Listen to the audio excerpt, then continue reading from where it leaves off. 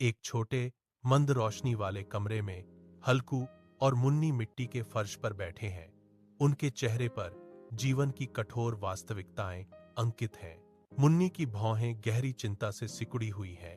कुछ मामूली सिक्के उसके हाथ में कसकर पकड़े हुए हैं। हल्कू निराशा में अपना सिर झुका लेता है। कड़ाके की ठंड के विचार मात्र से ही उसके शरीर में एक दृश्य सिहरन दौड़ जाती है। जाबरा, उनका वफादार कुत्ता, उनके पैरों के पास दुबका हुआ है। उसकी आंखें अपने मालिक के गहरे संकट को दर्शाती हैं। मुन्नी की आवाज में हताशा भरी है। साहूकार का कर्ज चुकाने के बाद कंबल के लिए पैसे नहीं बचे हैं।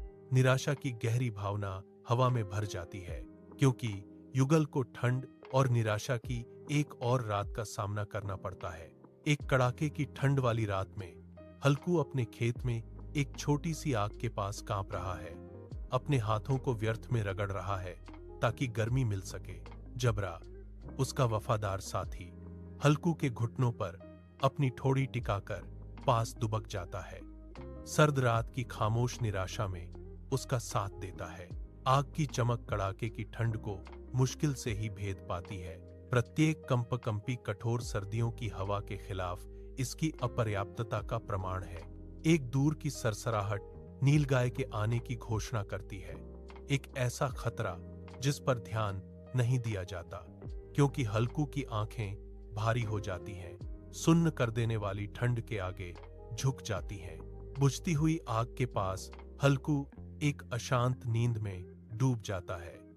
रात की आवाजें बेहोशी में बदल जाती हैं। सुबह की पहली किरणें एक उजाड़ खेत में फैलती हैं, जो कभी फलती फूलती फसलों के पूर्ण विनाश को उजागर करती हैं। मुन्नी खेत में प्रवेश करती है।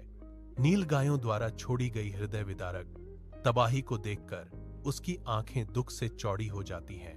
उसकी नजर हल्कू की ओर जाती है, जो गहरी नींद में सोया हुआ है, अपने आस पास हुई तबाही से अनजान। हल्कू हिलता है, धीरे धीरे अपनी तबाह हुई फसल के विनाशकारी दृश्य के लिए जाग रहा है।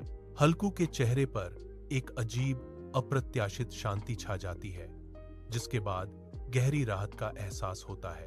एक आह के साथ, जो लगभग एक फुसफुसाहट है, हल्कू बुदबुदाता है, अब कम से कम मुझे रात में ठंडे